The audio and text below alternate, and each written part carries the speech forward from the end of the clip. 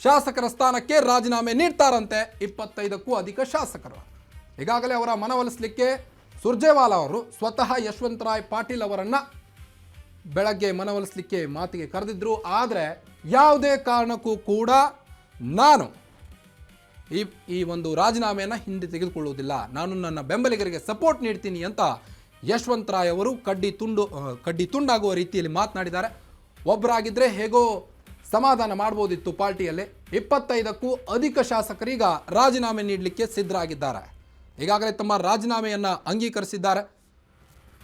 ಹನುಮಂತರಾಯ್ ಪಾಟೀಲ್ ಅವರ ಮನವೊಲಿಸಲಿಕ್ಕೆ ಹೈಕಮಾಂಡ್ ಎಷ್ಟೇ ಪ್ರಯತ್ನ ಪಟ್ಟರೂ ಸಹಿತ ಹನುಮಂತರಾಯ್ ಗೌಡ ಪಾಟೀಲ್ ಅವರು ಇಲ್ಲ, ನಾನು ರಾಜೀನಾಮೆ ನೀಡ್ತೇನೆ, ಯಾಕಂದರೆ ಪಕ್ಷಕ್ಕಾಗಿ ಇಷ್ಟು ವರ್ಷ ನಾನು ದುಡಿದಿದ್ದೇನೆ, ಆದರೂ ಸಹಿತ ನನಗೆ ಬೆಲೆ ಇಲ್ಲ ಅಂದರೆ. ಇನ್ನು ಬೇಸರಗೊಂಡ ಶಾಸಕರು ಯಾರ್ಯಾರು ಅಂತ ತಿಳಿಸ್ತಾ ಹೋಗ್ತೇವೆ. ಅಪ್ಪಾಜಿ ನಾಡಗೌಡ, NY ಗೋಪಾಲ್ ಕೃಷ್ಣ ಮೊಳಕಾಲ್ಮೂರಿಂದ, ಯಶವಂತರಾಯ್ ಪಾಟೀಲ್ ಇಂಡಿಯಿಂದ, ಕೆ ಷಡಕ್ಷರಿ ತಿಪಟೂರು. 25ಕ್ಕೂ ಅಧಿಕ ಶಾಸಕರೀಗ ರಾಜೀನಾಮೆಗೆ ಮುಂದಾಗಿದ್ದಾರೆ. ಇನ್ನು ವಿಜಯನಗರದಿಂದ M ಕೃಷ್ಣಪ್ಪ ಅವರು ಸಹಿತ ಭಾರಿ ಅಭಿವೃದ್ಧಿ ಕಾರ್ಯಗಳನ್ನು ಮಾಡಿದ್ದಾರೆ. ವಿಜಯನಗರದ ಗೋವಿಂದರಾಜ್ ನಗರದ ಒಂದು ಭಾಗದಲ್ಲಿ, ಆ ಒಂದು ಕ್ಷೇತ್ರದಲ್ಲಿ ಅವರ ಅಭಿವೃದ್ಧಿಯನ್ನು ನೀವು ಕಾಣಬಹುದು. ಆದರೂ ಸಹಿತ ಈ ಸಚಿವರ ಪಟ್ಟಿಯಲ್ಲಿ ಅವರ ಹೆಸರೇ ಇಲ್ಲ. ಹೀಗಾಗಿ ಕಾರ್ಯಕರ್ತರು ಕೂಡ ಈಗ ಭುಗಿಲೆದ್ದಿದ್ದಾರೆ. ದಿನೇಶ್ ಗುಂಡೂರಾವ್ ಅವರು ಕೂಡ ಈ ಹಿಂದೆ ಆರೋಗ್ಯ ಸಚಿವರಾಗಿದ್ದರು. ಆರೋಗ್ಯ ಸಚಿವರಾಗಿ ಎಷ್ಟೆಲ್ಲ ಅಭಿವೃದ್ಧಿ ಕೆಲಸಗಳನ್ನು ಮಾಡಿದ್ದಾರೆ ಬೆಂಗಳೂರಿನಲ್ಲಿ. ಇನ್ನು ತನ್ವೀರ್ ಸೇಠ್ ಅವರು ಸಹಿತ, BG ಗೋವಿಂದಪ್ಪ ಹೊಸದುರ್ಗದಿಂದ, RV ದೇಶಪಾಂಡೆ ಹಳಿಯಾಳ ಭಾಗದಿಂದ, ಅಶೋಕ್ ಪಟ್ಟಣ್ ರಾಮದುರ್ಗ ಬೇಸರಗೊಂಡ ಶಾಸಕ, BR ಪಾಟೀಲ್ ಆಳಂದದಿಂದ, ಎಲ್ಲ ಹಿರಿಯ ಶಾಸಕರೀಗ ಬೇಸರಗೊಂಡಿದ್ದಾರೆ. ಸಚಿವರ ಪಟ್ಟಿಯಲ್ಲಿ ನಮ್ಮ ಹೆಸರೇ ಇಲ್ಲ ಅಲ್ರಿ, ಪಕ್ಷಕ್ಕೆ ಅದೆಷ್ಟೋ ವರ್ಷ ದುಡಿದಿದ್ದೇವೆ, ಆದರೂ ಸಹಿತ ನಮಗೆ ಬೆಲೆ ಇಲ್ಲ ಅಂದರೆ ಏನರ್ಥ ಅಂತ ಹೈಕಮಾಂಡ್ ವರಿಷ್ಠರ ಮುಂದೆ ಈಗ ತಮ್ಮ ಅಳಲನ್ನು ತೋಡಿಕೊಳ್ತಾ ಇದ್ದಾರೆ. ಆದರೆ DK ಶಿವಕುಮಾರ್ ಅವರು ಡೋಂಟ್ ಕೇರ್ ಮನೋಭಾವವನ್ನು ತೋರಿಸ್ತಾ ಇದ್ದಾರೆ. ಬೇಳೂರು ರಾಮಕೃಷ್ಣ ಅವರು ನಿನ್ನೆನೇ ರಾಜೀನಾಮೆ ಕೊಟ್ಟಿದ್ರು. ಇನ್ನು Hampanagouda Badarli ಸಿಂಧನೂರಿನಿಂದ, TB Jayachandra ಶಿರಾಯಿಂದ, SR Srinivas ಗುಬ್ಬಿಯಿಂದ, HK Patil ಗದಗ್ನಿಂದ, RB Timmapur ಮುದೋಳದಿಂದ, Prasad Abbaiah Hubballi Dharwad ಪೂರ್ವದಿಂದ. ಹುಬ್ಬಳ್ಳಿ ಧಾರವಾಡದ ಭಾಗದಲ್ಲಿ ಪ್ರಸಾದ್ ಅಬ್ಬಯ್ಯ ಅವರನ್ನ ದೇವರು ಅಂತ ಪೂಜಿಸ್ತಾರೆ. ಅಷ್ಟರ ಮಟ್ಟಿಗೆ ಅಭಿವೃದ್ಧಿ ಕೆಲಸವನ್ನು ಮಾಡಿದ್ದಾರೆ, ಜನರ ಮನಸ್ಸಿಗೆ ಮುಟ್ಟುವಂತಹ ಕೆಲಸಗಳನ್ನು ಮಾಡಿದ್ದಾರೆ. ಹೀಗಾಗಿ ಅವ್ರಿಗೂ ಕೂಡ ಅಲ್ಲಿ ಹುಬ್ಬಳ್ಳಿಯಲ್ಲಿ ಸಿಕ್ಕಿಲ್ಲ, ಈಗ ಸಚಿವರ ಪಟ್ಟಿಯಲ್ಲಿ ಸ್ಥಾನ ಸಿಕ್ಕಿಲ್ಲ. ಹೀಗಾಗಿ ಹುಬ್ಬಳ್ಳಿಯಲ್ಲೂ ಕೂಡ ಕಾರ್ಯಕರ್ತರು ಭುಗಿಲೆದ್ದಿದ್ದು ಪ್ರೊಟೆಸ್ಟ್ ನಡೆಸಿದ್ದಾರೆ. ಬಸವರಾಜ್ ಶಿವಣ್ಣನವರ್ ಬ್ಯಾಡಗೆ, ಕುರುಬ ಸಮುದಾಯದವರು. ಸಿದ್ದರಾಮಯ್ಯನವರು ಯಾವಾಗ ಇವರನ್ನ ಬಿಟ್ಟು ಗಾಯತ್ರಿ ಅವ್ರಿಗೆ ಮಣೆ ಹಾಕ್ತೋ ಹೈಕಮಾಂಡ್ ವರಿಷ್ಠರು, ಅದಾದ ನಂತರದಲ್ಲಿ ಸಿದ್ದರಾಮಯ್ಯನವ್ರಿಗೆ ಎಲ್ಲೋ ಒಂದು ಕಡೆ ಬೇಸರವಾಯ್ತಾ, ಅದಕ್ಕೆ ಪ್ರಮಾಣ ವಚನ ಕಾರ್ಯಕ್ರಮಕ್ಕೆ ಬರಲಿಲ್ವಾ ಅನ್ನೋ ಮಾತುಗಳು ಕೂಡ ಕಾಂಗ್ರೆಸ್ ವಲಯದಲ್ಲಿ ಕೇಳಿ ಬರ್ತಾ ಇತ್ತು. ಅದಾದ ನಂತರದಲ್ಲಿ ನಿನ್ನೆ ಹುಟ್ಟುಹಬ್ಬದ ಪ್ರಯುಕ್ತ ಕೂಡ ಯಾರು ಸಿದ್ದರಾಮಯ್ಯನವರು, ಮಾಜಿ CM ಸಿದ್ದರಾಮಯ್ಯನವರು ಬರಲಿಲ್ಲ ಅನ್ನೋದು ಕೆಲವೊಂದು ಕಡೆ ಮಾತುಗಳು ಕೇಳಿ ಬರ್ತಾ ಇತ್ತು. ಇದರ ಮಧ್ಯೆ ಈಗ ಅಸಮಾಧಾನಿತ ಶಾಸಕರೆಲ್ಲರೂ ಕೂಡ ಈಗ ವಿಧಾನಸೌಧದ ಮುಂದೆ ಪ್ರೊಟೆಸ್ಟ್ ಅನ್ನು ನಡೆಸಿದ್ದಾರೆ. ಬನ್ನಿ ಈ ಬಗ್ಗೆ ಅಸಮಾಧಾನಿತ ಶಾಸಕರು ಮಾತನಾಡಿದ್ದಾರೆ, ಏನು ಹೇಳಿದ್ದಾರೆ ಕೇಳ್ಕೊಂಬರೋಣ. ಅದು ನಿಜ ಮತ್ತು ಸ್ವಾಭಾವಿಕ ಕೂಡ. ಸಚಿವ ಸಂಪುಟ ವಿಸ್ತರಣೆ ಆಗಿರ್ತಕ್ಕಂಥ ರೀತಿ ನೀತಿಗಳನ್ನು ನೋಡಿದಾಗ ಅನೇಕ ಜನರಿಗೆ ಬೇಸರ ಬರ್ತದೆ. ಪಕ್ಷವೇ ದೊಡ್ಡದು, ತತ್ವ ಸಿದ್ಧಾಂತನೇ ದೊಡ್ಡದು ಅಂತ ನಂಬಿರ್ತಕ್ಕಂಥವರಿಗೆ ಒಂದು ರೀತಿಯಾದಂಥ ಭ್ರಮ ನಿರಸನ ಆಗಿದೆ. ಆದರೆ ಪಕ್ಷದ ಚೌಕಟ್ಟಿನಲ್ಲಿ ಇದೆಲ್ಲರೂ ಕೂಡ ಆಗ್ತಕ್ಕಂಥ ಸ್ವಾಭಾವಿಕ. ಅದೇ ಮಿತಿಮೀರದಿರ್ತಕ್ಕಂಥ ರೀತಿಯಲ್ಲಿ ಆಗಿರ್ತಕ್ಕಂಥದ್ದನ್ನು ಮನನೊಂದು ಭಾಳ ಜನ ಶಾಸಕರು ಬೇಸರಗೊಂಡಿದ್ದಾರೆ. ನಾನು ಯಾವತ್ತೂ ಮಂತ್ರಿಗೆ ಸ್ಥಾನಕ್ಕೆ ಲಾಬಿ ಮಾಡಿದವನಲ್ಲ, ಪ್ರಯತ್ನ ಪಟ್ಟವನಲ್ಲ. ಸ್ವಾಭಾವಿಕವಾಗಿ ಪಕ್ಷದ ತತ್ವದಲ್ಲಿ ಸ್ವಾಭಾವಿಕವಾಗಿ ಹಿರಿತನಕ್ಕೆ, ಪ್ರಾಮಾಣಿಕತೆಗೆ ಇದೆಲ್ಲದೂ ಕೂಡ ಮಾನ್ಯತೆ ಕೊಡ್ತಕ್ಕಂಥ ಸಂಪ್ರದಾಯ ಇತ್ತು. ಎಲ್ಲವೂ ಸ್ವಲ್ಪ ವಿಭಿನ್ನವಾದಂಥ ರೀತಿಯಲ್ಲಿ ಆಗಿದೆ ಅಂತಕ್ಕಂಥದ್ದು ಎಲ್ಲ ಒಂದ್ಸರಿ ಮನಸ್ಸಿನ ನೋವಾಗಿದೆ. ಜನ ಹೇಳ್ತಾ ಇದ್ರು ಅಷ್ಟೇ, ಯಾರು ಹೇಳಬೇಕಾಗಿತ್ತು ಅವರು ಹೇಳಿಲ್ಲ, ಅದಕ್ಕೆ ಮಾಡೋಕ್ಕಾಗಲ್ಲ. ನಾವು ಪೊಲಿಟಿಕ್ಸಲ್ಲಿ ಅಷ್ಟು ಸುಲಭನಾಗೆ ನಮ್ಮಂಥ ಒಬ್ಬ ಸಾಮಾನ್ಯ ರೈತನ ಮಗ ಮೇಲಕ್ಕೆ ಬರೋದು ಕಷ್ಟ.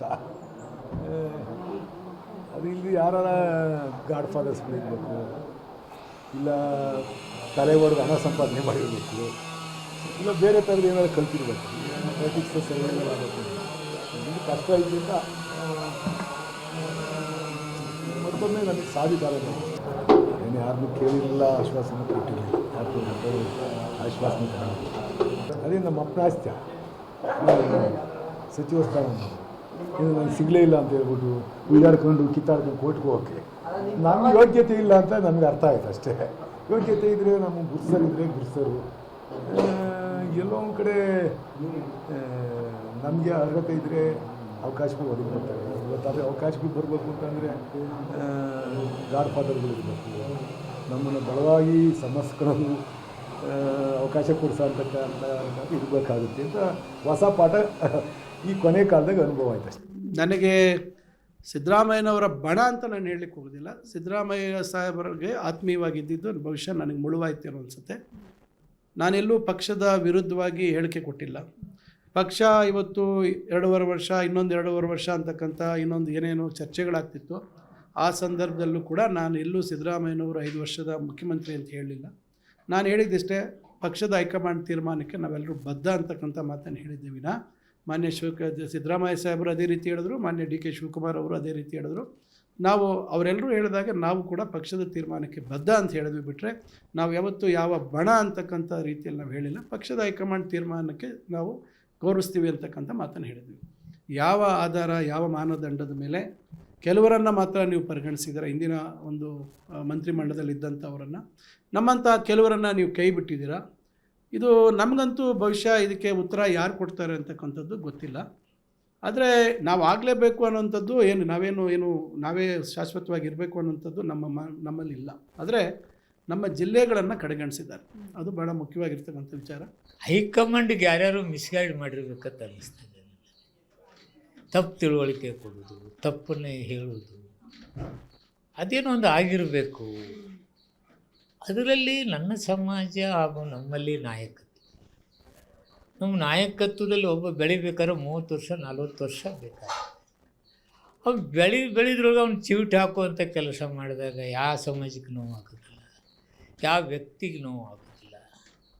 ಅದಕ್ಕೆ ನನ್ನ ನೋವೇನು ಅನ್ನಿಸ್ತದೆ ಅಂದರೆ, ಯಾಕಪ್ಪ ತೆಗೆದ್ರಿ, ಮೊದಲೇ ನನ್ನ ಸಮಾಜ ಹಿಂಗೆ ಎಲ್ಲೋ ಒಂದು ಕಡೆ ನಾನು ಕೆಲಸ ಮಾಡಬೇಕು, ಅವ್ರ ಮೇಲೆ ತರಬೇಕು ಅಂತಕ್ಕಂಥ ತಾವು ಕೊಟ್ಟಂಥ ಇಲಾಖೆಯಲ್ಲೇ ನಾನು ಅವಕಾಶ ಮಾಡಿಕೊಂಡೆ. ಈಗ ನನಗೊಂದು ಅವಕಾಶ ಮಂತ್ರಿ ಆಗಿದ್ದರೆ ಆ ಸಮಾಜಗಳಿಗೆ ಯಾವ ತಳಪಾಯಕ್ಕೆ ಹೋಗಿದ್ದಾವೆ, ಯಾರು ಮೇಲೆತ್ತಕ್ಕೆ ಆಗಲಾರ್ದಂಥ ಸಮಾಜಗಳಿದ್ದಾವೆ, ಅವನ್ನ ಎತ್ತಬೇಕು ಅಂತಕ್ಕಂಥ ಕಾಳಜಿ ಇರ್ತಕ್ಕಂಥ ನನಗೆ ಸಡನ್ನಾಗಿ ನೋವು ತಂದದ್ದು ನನಗಂತೂ ನೋವು. ಯಾಕೆ ಎಂಟೈರ್ ಬಾಂಬೆ ಕರ್ನಾಟಕ ಹೈದರಾಬಾದ್ ಅಂದರೆ ಉತ್ತರ ಕರ್ನಾಟಕದಲ್ಲೇ ರೀಪ್ರೆಸೆಂಟೇಷನ್. ಬೇರೆ ಪಕ್ಷದವರೆಲ್ಲ ಅಲ್ಲಿ ಡೆಪ್ಟಿ ಸಿ ಎಮ್ ಮಾಡ್ತಾರೆ, PWD ಕೊಡ್ತಾರೆ, ಇರಿಗೇಷನ್ ಕೊಡ್ತಾರೆ, MP ಟಿಕೆಟ್ ಕೊಡ್ತಾರೆ, ಅಲ್ಲಿ ಬೆಳೆಸ್ತಾರೆ, ಆ ಸಮಾಜಕ್ಕೆ ಒಂದು ಪುಷ್ಟಿ ಕೊಡ್ತಾರೆ. ನಮಗೇನಾಗಿದ್ದೀರಿ, ನಾವ್ಯಾಕೆ ಇದನ್ನು ಮಾಡ್ತಾಯಿದ್ದೀವಿ? ಅದಕ್ಕೆ ನನ್ನ ಕಾರ್ಯಕರ್ತರು, ಸಮಾಜ, ನಾನು ನಮ್ಮನ್ನು ಯಾವ ರೀತಿ ನಡೆಸ್ಕೋತಾರೆ ಆ ರೀತಿ ನಾವು ಇರೋದ್ರ ಜೊತೆಗೆ ನಾವು ಅವರೇನು ಹೆಜ್ಜೆ ಇಡ್ತಾರೆ ನಾವು ಹೆಜ್ಜೆ ಇಡ್ತೀವಿ. ಬಟ್ ಇದೆಲ್ಲ ಪಾರ್ಟಿ ಒಳಗಡೆ, ನಾಟ್ ಪಾರ್ಟಿ ಹೊರಗಡೆ. ಇದನ್ನು ಬಹುಶಃ ಕಾಂಗ್ರೆಸ್ ಪಕ್ಷದ ಮುಖಂಡರು ಕಾಂಗ್ರೆಸ್ ಪಕ್ಷವನ್ನು, ನಮ್ಮ ಸಮುದಾಯವನ್ನು ದೂರ ಇಟ್ಟಿದ್ದಾರೆ ಅಂತೇಳಿ ಸ್ಪಷ್ಟವಾಗಿ ಗೋಚರ ಆಗುತ್ತೆ. ಇದರಿಂದ ಇಡೀ 3 ಜಿಲ್ಲೆಗಳ ನಮ್ಮ ಸಮುದಾಯಕ್ಕೆ ಅತಿಯಾಗಿಸಿ ಈ ಪಕ್ಷವನ್ನು ಸಂಘಟನೆ ಮಾಡಿ ಅದಕ್ಕೆ ಪ್ರಯತ್ನ ಪಟ್ಟ ನನಗೆ ಭಾಳಷ್ಟು ನೋವಾಗಿದೆ ಮತ್ತು ಬೇಜಾರು ಕೂಡ ಆಗಿದೆ.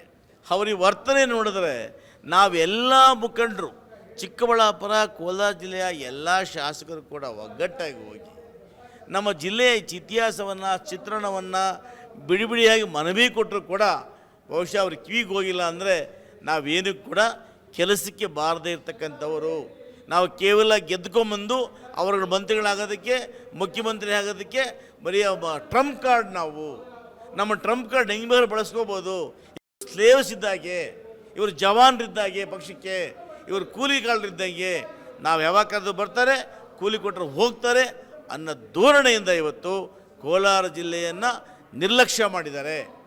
ಕೋಲಾರ ಜಿಲ್ಲೆ ಅಂದರೆ ನಮ್ಮದೊಂದು ಇತಿಹಾಸ. ಕಾಂಗ್ರೆಸ್ ಈ ಕರ್ನಾಟಕ ರಾಜ್ಯದಲ್ಲಿ ಕಾಂಗ್ರೆಸ್ ಪಕ್ಷಕ್ಕೆ ಮೊದಲ ಮುಖ್ಯಮಂತ್ರಿ ಕೊಟ್ಟಂಥ ಜಿಲ್ಲೆ ಯಾವುದು ಅಂದರೆ ಅದು ಕೋಲಾರ ಜಿಲ್ಲೆ.